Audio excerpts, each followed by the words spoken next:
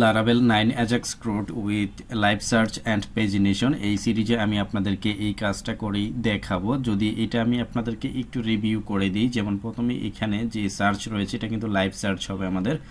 এখানে যদি আমি এখানে লিখি SHARI শাড়ি লিখি, তাহলে এখানে আমাদের দুইটা প্রোডাক্ট রয়েছে, একটা হচ্ছে শাড়ি দেশি এবং একটা হচ্ছে শুধু শাড়ি। আবার এখানে যদি এটাকে আমি কি করি দেখুন, এখান থেকে রিমুভ করে দিই, তাহলে কিন্তু আমার সেম লাইভ ডাটা যেভাবে আসে আগের ডাটাগুলো চলে আসবে। এবং এইখানে যদি আমরা এমন কিছু দিয়ে সার্চ করি যেটা আমাদের এক্সিস্ট করে না ডেটাবেজে, সেক্ষেত্রে কিন্তু এখানে নাথিং ফাউন্ড আমাদের চলে এসেছে। তো এটা হচ্ছে আমাদের লাইভ সার্চিং সিস্টেম। আর এখানে যদি আমি পেজিনেশনটা আপনাদেরকে একটু দেখাই, যদি 2 নাম্বার পেজটাতে যাই, তাহলে কিন্তু কোনো প্রকারের পেজ রিলোড ছাড়াই আমরা আমাদের পেজিনেশনটা করতে পেরেছি। এবং এই পেজিনেশনটা কিন্তু আমাদের অ্যাজাক্সে করা, এবং এখানে যে সার্চিং সিস্টেমটা রয়েছে এটাও কিন্তু লাইভ, কোনো প্রকার পেজ রিলোড ছাড়াই হচ্ছে।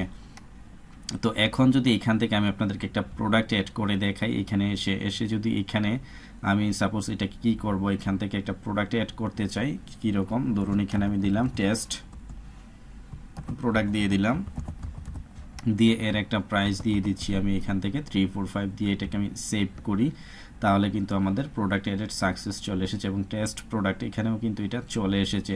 তো সেম জিনিসটাকে যদি আমি এখান থেকে কপি করে আবার অ্যাড করতে চাই এখানে, তাহলে আমরা এখানে একটা ভ্যালিডেশন পাবো। আমি এখানে যদি দেই সেম জিনিস, তাহলে দেখুন কি হয়, প্রোডাক্ট অলরেডি এক্সিস্ট, অর্থাৎ আমাদের ভ্যালিডেশনও কিন্তু কাজ করতেছে।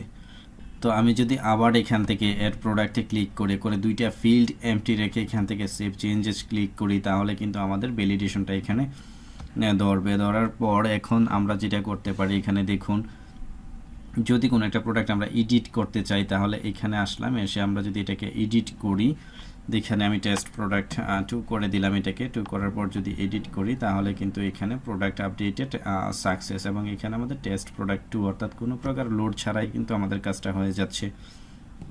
দেন এখানে আরেকটা কাজ করতে পারি আমরা, সেটা হচ্ছে যদি আমি এটাকে ডিলিট করতে চাই, এখান থেকে যে কনফার্ম করতেছি কিনা, আমি ডিলিট করব কিনা, না আমি ক্যান্সেল করে দিলাম, আমার প্রোডাক্ট কিন্তু ডিলিট হবে না। যদি আমি এখান থেকে আবার ক্লিক করে এখানে শিওর করি ওকে, তাহলে কিন্তু আমার প্রোডাক্ট কি হবে, ডিলিট হয়ে যাবে। এই যে এখানে প্রোডাক্ট ডিলিট সাকসেস, এবং এখানে যেটা ছিল টেস্ট সেটা কিন্তু আমার ডিলিট হয়ে গিয়েছে।